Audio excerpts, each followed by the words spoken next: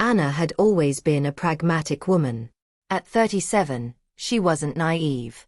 She knew life wasn't a fairy tale, and she never expected it to be. Her husband, Victor, had once been her safe haven, her partner in life, her confidant. But over the years, something had shifted. At first, it was small things, a sudden detachment in his tone, the late nights, the way his phone never left his hand. And now here they were.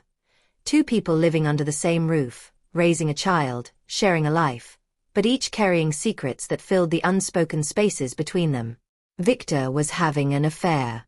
Anna knew. She wasn't stupid. She saw the way his demeanor changed after his business trips, or evenings with friends. She could smell the faint traces of another woman's perfume lingering on his clothes. She could read it in his eyes, which no longer softened when they met hers. But she said nothing. What was there to say? She had toyed with the idea of confronting him, of storming into his world with accusations and ultimatums. She'd even fantasized about exacting revenge, about finding someone to soothe her wounded pride and remind her of what it felt like to be wanted. But deep down, Anna knew that wasn't who she was. She didn't want to inflict pain on someone else, even on Victor. One evening, as they sat together in their dimly lit living room, their teenage son engrossed in his video game, Anna finally broke the silence. "Victor," she began, her voice calm, betraying none of the turmoil beneath it. "Are you in love with her?" The question hung in the air, thick and suffocating. Victor didn't look up immediately. He took a sip of his whiskey, staring into the glass as though it held the answers. "I don't know," he said after a long pause. Anna's chest tightened. She had prepared herself for this moment, rehearsed all the possible responses he might give, but hearing his hesitation still stung. "Do you plan to leave us?" she pressed, her voice steady. Victor finally looked at her. His face was a mask of conflict, guilt etched into the lines around his eyes. "No. I love you, Anna. I love our family. But I don't want to lie to you. There's something there, with her. It's not simple." Anna nodded, her face unreadable.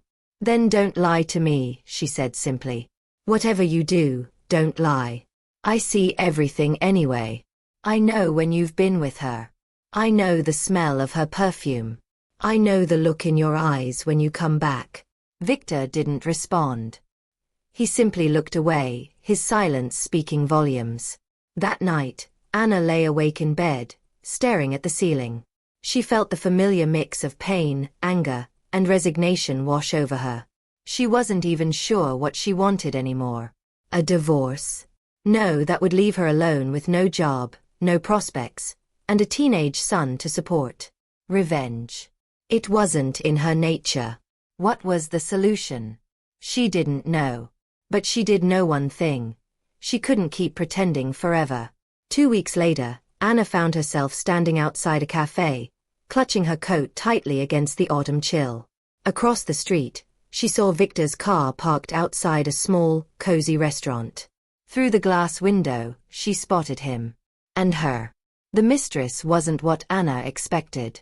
She was younger, yes, but not excessively so. She was elegant in a subtle way, her clothes simple but stylish, her hair falling in loose waves over her shoulders. She wasn't overly made up, her beauty understated. Anna's stomach churned as she watched them. They weren't doing anything overtly romantic, but there was an intimacy in the way they leaned toward each other, the way Victor's face softened when he looked at her. Anna hated it. She turned and walked away, her heart pounding in her chest. She had no plan, no idea of what she hoped to achieve. But as she walked through the crowded streets, her anger bubbled to the surface. That evening, when Victor came home, Anna was waiting for him. "Where were you today?" she asked, her tone casual but her eyes sharp. Victor hesitated for a moment before answering. "At work." "Why?" Anna's jaw tightened. "Don't lie to me, Victor." He sighed, running a hand through his hair. "Anna, I don't want to fight." "Good," she said. "Then don't lie.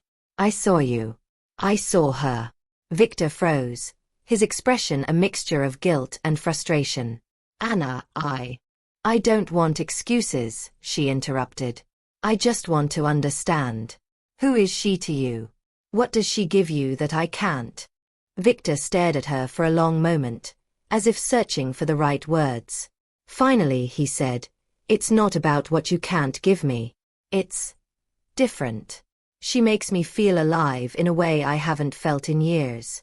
Anna's chest tightened, but she refused to let the tears come. "And I don't. Our life, our family. It doesn't make you feel alive." "It's not that," Victor said quickly. "I love you, Anna. I love our family. But sometimes it feels like we're just going through the motions. Like we're roommates instead of partners."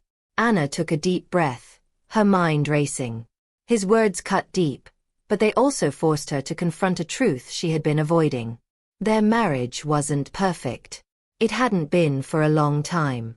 "I can't compete with her," Anna said finally, her voice quiet. "And I won't try to. But if you're going to stay in this family, Victor, you need to decide what you want. I can't live like this, with you half here and half somewhere else." Victor nodded, but he didn't make any promises. And that terrified her. Days turned into weeks, and the tension in the house was palpable. Victor spent more and more time away, his absences growing longer and harder to ignore. Anna tried to hold things together for their son, but the strain was taking its toll. One evening, while Victor was out, Anna received an unexpected message. It was from the mistress. "I think we need to talk," the message read. Anna's first instinct was to ignore it, to pretend it didn't exist. But something inside her, curiosity, anger, desperation, compelled her to respond. The next day, Anna found herself sitting across from the woman in a quiet cafe. "I'm sorry for reaching out like this," the woman began, her voice soft but steady. "But I thought you deserved to know the truth." "The truth?" Anna repeated, her tone laced with bitterness. "You mean the truth about how you've been sleeping with my husband?" The woman flinched but didn't look away. "I didn't know he was married at first," she said. "When I found out, I wanted to end things. But he kept coming back. He told me he loved me, that he was unhappy in his marriage." Anna's hands tightened around her coffee cup. "And you believed him?" "I did," the woman admitted. "But now, I don't know. He's been distant lately. I think he's trying to decide what he wants." Anna stared at her, her emotions a whirlwind of anger, sadness, and, strangely, pity. This woman was just as trapped as she was, caught in the web of Victor's indecision. "What do you want from me?" Anna asked finally. "I don't know," the woman said. "Maybe I just needed to see you, to understand why he can't let go of you." Anna didn't know whether to laugh or cry. She felt like she was living in some twisted soap opera.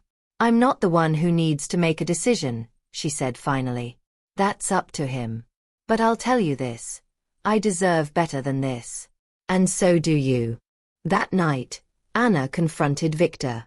"I met her," she said, her voice trembling with a mix of anger and resolve. Victor looked at her in shock. "You? What?" "I met her," Anna repeated. "She's just as lost as I am, Victor. She doesn't know where she stands with you, and neither do I. So I'm asking you one last time. What do you want?" Victor ran a hand through his hair, his face a mask of frustration. "Anna, it's not that simple." "Yes, it is," she interrupted.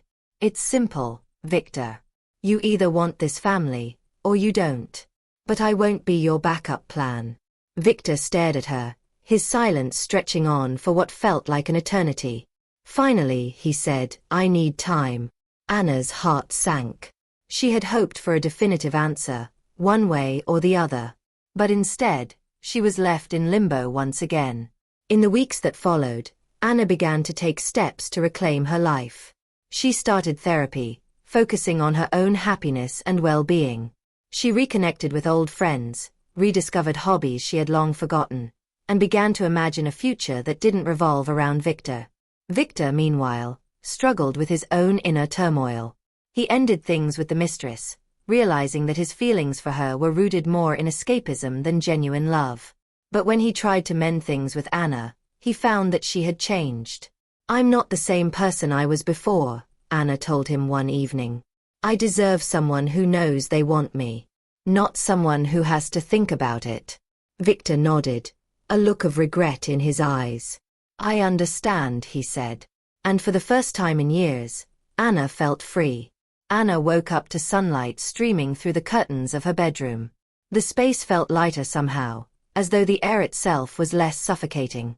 For the first time in years, she didn't feel the weight of indecision pressing on her chest. Victor had moved out 2 weeks ago. There had been no dramatic goodbyes, no heated arguments. He had packed his things in quiet resignation, his eyes filled with regret but his words few. And now Anna was alone, but she wasn't lonely. Her son, Max, had taken the separation surprisingly well. At 16, he was old enough to understand what was happening. "Are you okay, Mom?" he had asked when she told him. "Yeah, I'll be fine," she had replied. And for once, she hadn't been lying. Anna spent her first weekend alone cleaning the house. Not just tidying up, but deep cleaning, purging every corner of the home where Victor's presence lingered. She packed away old photographs, donated his forgotten clothes, and even rearranged the furniture. It wasn't just about reclaiming the space, it was about reclaiming herself. Her friends, who had supported her throughout the ordeal, invited her to dinner that Saturday night. "You need to celebrate your freedom," Mia said, clinking her wine glass against Anna's. But freedom still felt like a strange concept. What did it mean to be free after 20 years of marriage? Anna was discovering that it wasn't about cutting ties, it was about cutting weight. The weight of expectations, of betrayal, of waiting for someone else to choose her. And slowly, she began to realize that freedom wasn't about being alone. It was about being whole. Victor stood in his new, sparsely furnished apartment, staring out at the city skyline. The silence in the room was deafening. He had spent years chasing something he couldn't quite define, thinking that excitement or newness could fill the void he felt inside. But now that Anna was gone, the void was larger than ever. He had ended things with his mistress weeks ago, realizing that the thrill of their affair was no match for the depth of what he had lost. The woman he had risked everything for, the one who had made him feel alive, had been quick to move on once he'd cut ties. And now, Victor was left with nothing but his own regrets. He thought about Anna constantly. The way she used to laugh at his terrible jokes, the way she'd light up when talking about their son, the quiet strength she carried even in the most difficult moments. He had taken her for granted, assuming she would always be there. But she wasn't. And for the first time, Victor understood that he was the only one to blame. One evening, he picked up his phone and stared at her number. His thumb hovered over the call button for what felt like an eternity. Finally, he put the phone down. She deserved better than his half-hearted apologies. Anna's days slowly began to take on a new rhythm. She started waking up earlier, savoring the quiet hours of the morning before the world stirred. She joined a yoga class at the local community center, where she met other women who had gone through similar struggles. One of them, Claire, became a fast friend. Over coffee one morning, Claire shared her own story of divorce. "It's hard at first," she admitted, "but it gets better. And eventually, you realize that you're not just surviving, you're thriving." Anna wasn't sure if she was thriving yet, but she was starting to feel alive again. She threw herself into her work, took up painting as a hobby, and began taking Max on weekend road trips to nearby towns. One Saturday, while browsing a local farmer's market, Anna met Liam. He was a soft-spoken man with a kind smile and a love for literature. They struck up a conversation over a display of antique books, and before Anna knew it, they were exchanging numbers. It wasn't a whirlwind romance. It was slow, steady, and built on mutual respect. Liam didn't try to save Anna or fix her. He simply enjoyed her company, and for the first time in years, Anna felt seen. Victor couldn't stay away forever. One evening, months after their separation, he showed up at Anna's doorstep. She opened the door to find him standing there, a bouquet of daisies in his hand, the same flowers he used to bring her when they were young. "Anna," he began, his voice heavy with emotion. "I don't know if you'll even let me say this, but I need to try. I'm sorry. For everything. For taking you for granted, for lying to you, for hurting you. I was a coward, and I see that now. Anna stared at him, her emotions swirling. Part of her wanted to shut the door, to protect the new life she was building. But another part of her, the part that still held a faint echo of love for the man she had once married, wanted to hear him out. Victor, she said finally, her voice steady. I appreciate the apology. But I don't think I can go back to what we had. Too much has happened. I understand, he said, his shoulders slumping. I wanted you to know that I see now what I lost. And I hope someday you can forgive me. Anna nodded, her heart heavy but resolute. I already have. But forgiveness doesn't mean forgetting. And it doesn't mean going back. Victor left that night, and Anna felt a sense of closure she hadn't realized she needed.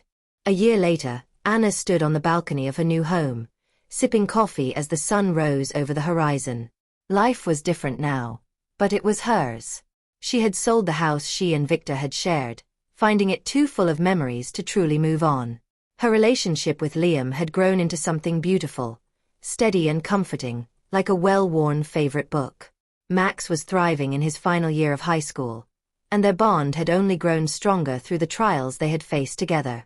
Anna often thought about the woman she had been a year ago, the woman who had been too scared to demand more from life, who had stayed in a marriage that no longer served her because she feared what lay beyond it. That woman felt like a stranger now. As she watched the sunrise, Anna smiled to herself. She had lost so much, but she had gained even more. She had found herself. And for the first time in her life, she was truly free.